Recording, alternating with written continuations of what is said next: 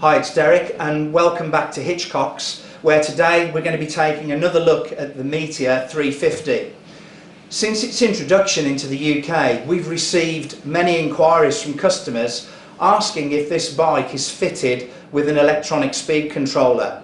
Well, put quite simply, yes it is. So what we're going to do today on the Hitchcocks dyno, we're going to take a look at what that actually means with this particular bike.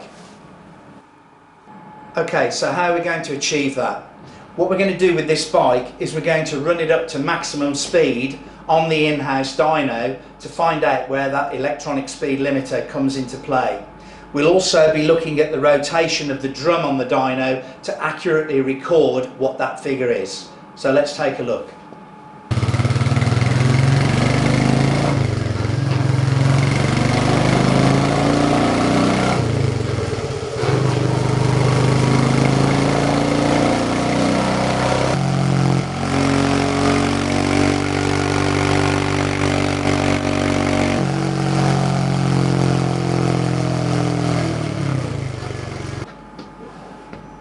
Okay, so the results are in.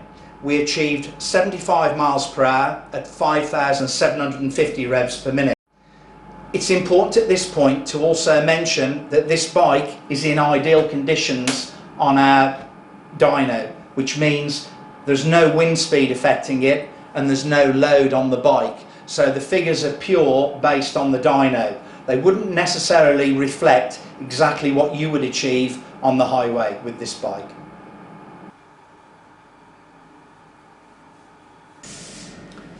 To summarise, the 350 Meteor isn't an out-and-out sports bike. It's unlikely to be used at the top of the rev range every day. This is more a commuter's bike, it's more of a leisure bike, so you're unlikely to encounter this electronic speed limiter on a regular basis. So enjoy your 350 Meteor. I hope Hitchcocks have helped you to understand that facet of this bike today.